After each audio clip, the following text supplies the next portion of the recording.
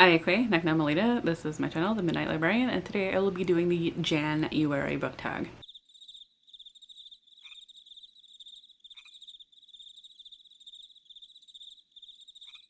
So this book tag was originally created by Jan from JanAgaton, hence the name, the JAN-uary book tag. This is the second year I'll be doing this. It's always kind of fun. It's kind of a check-in. What's your goals for 2023? Jan at JanAgaton, I follow. I have been following for the last couple of years now, and I really enjoy her aesthetic and her reading vlogs, as well as some of her reading reviews. So I highly suggest you check her out if you have yet to do so already. Outfit today was kind of inspired by her aesthetic, so don't mind the mess. All right, but yeah, let's get into the tag. Let's see. So if you're interested in the tag, I'll have the original down below, as well as her updated one for 2023. I don't think any of the questions have changed. I'll be sure of that, but I'll have the questions down in my description down below as well, just because I know in the 2023 version she doesn't have the questions, so I actually had to go back to the original. I also have my last year's linked as well if you want to go check that out. But yeah, let's get into the questions. I haven't reviewed the questions since I watched Jan's 2023 version. And before that, I haven't looked at them at all. So, question 1. What was the last and first, if you remember, book you read last year? So 2022. The last book that I read for 2022 was... unfortunately, The Legend of Sleepy Hollow by Washington Irving. I say unfortunately just because it disappointed me. So this was a quick audiobook that I ended up listening to through my library, through Libby. And I had been interested in it. It was available, so I just went ahead and listened to it. It was only like an hour and 15 minutes long, shorter than that because I listened to my audiobooks on 1.75 speed. The Legend of Sleepy Hollow was published in 1820, and it very much reflects that time, in which we follow the story of Ichabod Crane, who is a teacher and is looking at Katrina Van Pelt, who is a single woman within the little town within Sleepy Hollow that is, she's very well looking. She's very pretty, and her father owns a lot, so we kind of follow as we kind of get like a bit of a look at the town of, I forget what the town's actual name is, but they are in Sleepy Hollow. The legend of Sleepy Hollow, the Headless Horseman, how a lot of the people in the town either do or don't believe in him. But basically we're following Ichabod Crane, who wants a higher status than teacher. Yeah, it's a very, very short book. Any further, I would feel like I would spoil it. But yeah, I just didn't appreciate the fact that like women are looked at as property, and that was basically what Ichabod Crane was looking at Katrina for, was not only for her her as property because she's a beauty, but also her father's property and wealth. I would say that the description and food in here was nice. Otherwise, that's basically all that I really took from it. There wasn't much in terms of the Legend of Sleepy Hollow, in terms of the Headless Horseman. My first book of 2022, where'd it go? Oh, it's right here. Was You Better Be Lightning by Andrea Gibson. This was my first book of the year, as well as my first 5-star rating of the year. This is a poetry collection from Andrea Gibson, who is a non-binary slam poet. So this is their collection. I really enjoyed it. I remember being very moved by it. There was quite a few poems in here that surrounded grief and loss, as well as just some of the injustices within our society, particularly for LGBTQ folks. And I remember, like, despite it being relatively short, it took me a couple nights to read it just because there was a lot of emotion to it, and I remember getting quite emotional myself. So yeah, I highly suggest it. Question 2, what is your first read this year? This year, my first read was My Lovely Wife by Samantha Downing, which is a kind of a rollover from 2022. This was also one that I listened to through my library through Libby. Let me try to explain this without spoiling it. So we are following this man who's married to this woman. They have 2 kids together, and just kind of spice up their marriage, they seeking out and killing women is quickly dissolving, and it slowly turns into chaos as the husband realizes that this is affecting more than just their marriage and like people that they know, as well as some of the secrets that he's been hiding from his wife are getting turned against him. So it was really interesting. I wasn't sure where it was going. I would say it was like a mid 4 rating for me. I am getting a physical copy from Pango, so it was interesting. I liked it. It was a nice, interesting first read of the year. Question 3 is share 3 of your reading goals for this year. So I do have a reading goals video if you want to go check that out. But basically, I guess the 3 goals that I will share with you in this video. One is my Goodreads reading goal is still 45. I think it's a good solid number, and it's attainable. So that if I would like to slow down and read a tome, that's basically why I'm sticking to such a low number. I don't want to say low. It's, I think, a good solid number. 45 I found for me is very feasible. But it gives a lot me time if I want to read a tome. I have yet to take advantage of that, but it's giving me that allowance. So there's that one. My second goal is to get my physical TBR in check. You can't see it, it's out of shot, and there's a reason for that. It's because it is chaos right here. But I have too much on my physical TBR, and mostly because they don't all fit on my bookshelves. These aren't my only bookshelves. Here in my office I have a bookshelf out in the living room and a bookshelf in my partner's in my room as well, and there's just too many books. They're not all able to fit on those bookshelves, and that's kind of ridiculous. So I either need to read what I have or get rid of them, and that's part of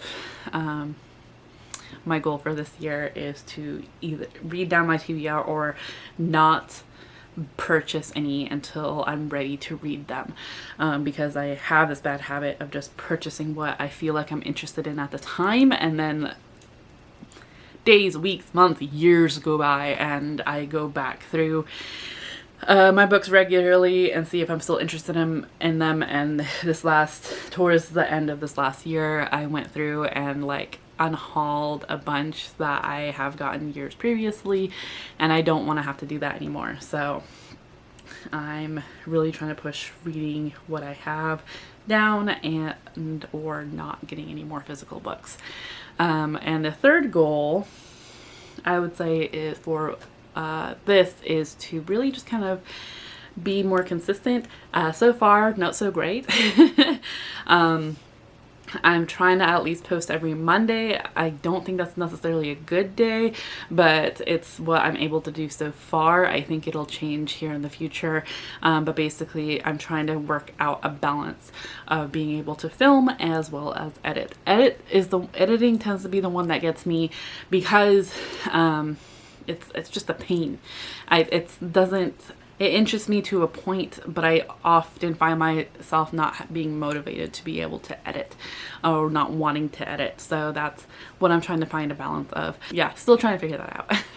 So that's a goal of trying to be more consistent and trying to find a balance in order to edit.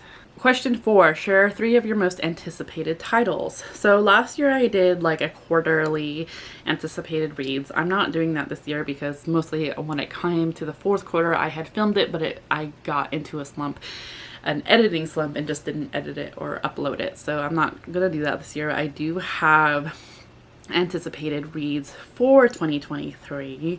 It's just all in a Goodreads shelf at this point. I'm also just terrible at keeping track. So the first one is To Shape a Dragon's Breath by Monique Gill. Black Goose. I apologize if I pronounced that wrong. The expected publication date is May 9th, 2023. A young Indigenous woman enters a colonizer-run dragon academy. and quickly finds herself at odds with the approved way of doing things in the first book of the brilliant new fantasy series. I think this will have a lot of great perspective. The fact that this is a fantasy written by an Indigenous author is fantastic. I'm loving seeing more of these. Today I think it will have a lot of great messaging. So a lot of parallels. So that's, I think, is going to be an exciting read.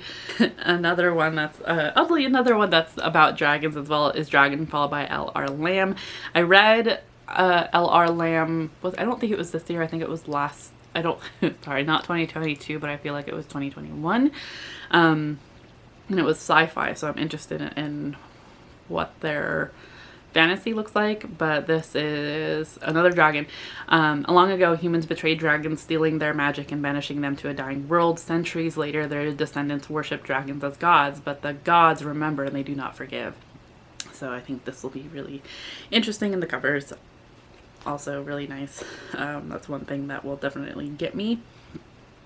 Another is one that I've been hearing mixed feelings about so far, just because like the cover is awesome, and it's Untethered Sky by Fonda Lee. I have not read the Jade series. First, I'm not as interested, but this one I'm interested in, and that seems so. I think it was Jessie from Bow Ties and Books that saw the cover, loved the cover, but then read the synopsis and was disappointed by it already. So but this is following Esther, whose family was torn apart when a manticore killed her mother and baby brother, leaving her with nothing but a father's painful silence and a single overwhelming need to kill the monsters that took her family. Not only on to the Empire's most dangerous manticore hunt, but on a journey of perseverance and acceptance. So oddly, a lot of fantasy on this. I'm not a typical fantasy reader. I find it intimidating, but those three I'm very much interested in getting to. This our anticipated releases this year. Question 5 is, which goals did you reach / not reach last year? I met my Goodreads goal of 45 books. I think way surpassing it. I ended up reading like 105 books in 2022, which was great. I didn't end up reading that many tomes, I don't think. I haven't done my stats video yet. I should, but it's another one that I'm like putting off because I know that the editing process is I'm not gonna be motivated to do it, but we'll see. I didn't end up reaching my follower goals, which I'm not surprised about because I was very inconsistent in 2022 in terms of uploading, and it just wasn't feasible. So those are a couple, I guess. You can watch my goals video to find out more. See, question 6, are there any new releases this year you've heard of that you have no desire to read? I'm sure there is, I just can't think of any offhand. I guess I'm not entirely, so like the Wayward Children series, I'm not, and like I've read a couple of them, but I'm not so into it that I'm like eager for this next one to come out. I'm sure I'll eventually read it, but we'll see. Just because I have read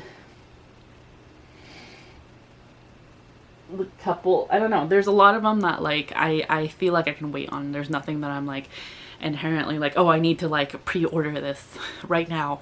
Yeah, not really. So and yeah, like I said, I'm not as in tune with new releases as I was at the beginning of last year. I'm just kind of like letting myself see them as I see them, so which is probably a good thing, as it'll help with the whole like pre-ordering and getting more physical books that I'm not going to read right away. So question 7, what are some reading habits you want to change this year, if any? I guess it's more in terms of how my TBR is structured. So if you don't know, my TBR every month is structured by me pulling Pokemon cards. So my brother ended up getting me a huge package of Pokemon packages for Pokemon cards, and I open one every month now. Pokemon type has its own prompt, and that's my Pokemon cards choose my TBR game for my TBRs. And in 2022 I solely focused on physical books, and that just isn't feasible. A lot of my reading I get done through audiobooks. So It seems to have worked so far pretty well for January in mixing it up and not only putting some physical books on my TBR, but also audiobooks, whether I get them through Libby or through Libro. So far it seems to be working pretty well. I'm hoping I'm not jinxing myself ultimately. So as well as just to like give myself more time at night to read physically or to actually, so I have this bad habit at work too where I tend to like forget my breaks, or I don't have time for a 15-minute break or lunch, and really I should be doing that, so legally. So I'm kind of forcing myself to step away from my computer and go read, or go, whether that's physically reading or listening to an audiobook while I update my bullet journal or whatever, just to physically step away from my computer and take a break. Question 8, are there any adaptations you're excited about? Not really. I mean, okay, there was one, and basically we've already accomplished it. My partner and I went and saw A Man Called Otto, which is the adaptation for A Man Called Ove by Frederick Bachman. So my partner and I were really excited to go see that when it came out, and it came out January 16th here locally. Because it has Tom Hanks. My partner is a very big Tom Hanks fan. I enjoy his movies, but I was particularly kind of interested in this one, mostly because the previews made me think Tom Hanks, some of his expressions reminded me of my grandpa. So I had a feeling that I would enjoy this movie. We did go and see it already, and it is quite emotional. I would say to look into content warnings, particularly suicide, ideation, and grief and loss. So it was a very emotional movie. I don't think I ever had a dry eye throughout the whole thing. Like, I was just sobbing. So just a warning. But I am interested in that book now, because I tend to watch the movie or adaptations first before actually reading the book. That way I am a little more open-minded in terms of the directors, the choices of the director. Otherwise, if I read the book first and go into the adaptation, I tend to be a bit more harsh in terms of not accepting the movie for what it is. So I am interested now in A Man Called Ove by Frederick Bachman, so I'd be interested in getting that at some point after some of the details of the movie have subsided. It's still fresh. So today is actually the 17th, so that is still fresh in my mind. I'm surprised my eyes aren't as swollen today as I thought they would be. Let's see. Question 9 is favorite bookish memory of last year. Oh, having what was it? I ended up doing some sprints with Kim from Native Book Lady Warrior and staff from Stephanie Bookish. That was pretty fun, and mostly panicky because apparently a lot of our gadgets and computers and things here in this house are on Wi-Fi, and apparently the streaming site that Kim was using is very particular about being like hardlined into the internet. So figuring that out like right as the sprint was starting was because I've never been in sprints before with anyone, so that was frightening, because I thought I had everything good, and it turns out that my internet wasn't quite strong enough for headphones. It kept speeding up my speech, so that was panicky, but it was still fun hanging out with them for a bit, and getting some reading done for Indigaton. No, I'm sorry, not Indigaton. It was the Skoden Readathon. But also, speaking of Indigaton, it was also really fun to do a buddy read. I haven't done that before officially with anybody. There's been occasional times where I've read based off other booktubers' recommendations, or like they happen to be reading a book that I'm reading for the same month. Sorry, I keep moving around. My foot fell asleep, so I need to adjust, and of course now my thigh is threatening to cramp. So officially buddy reading a book with Bear from Etu Brody was really fun, despite me being kind of disappointed and that it was a book that I had recommended, so of course like had suggested anyway. But it was fun just to kind of poke fun at the book with Bear. So yeah, those are two memories that I particularly can think of that really stood out to me in terms of being bookish. And then 10 carryovers from last year you still plan on finishing. There's quite a few. I had started, there's actually 3. Ouch, ouch, ouch, ouch, ouch. Pins and needles. Oh my goodness. Okay, we will get through this. Okay, so this one, I actually feel like I started this in 2021 and still haven't finished it. And that is Sorrowland by River Solomon. I don't remember if this was in my last January book tag. I really hope it's not. But yeah, this one I started and got a little bit of the, probably like a quarter of the way through and just haven't finished it. Put it down. Dracula, I also hope this was 2022 and not 2021. I got very little into, I actually had started listening to this and just couldn't get into the narration style, so picked up the physical book and just haven't continued with it.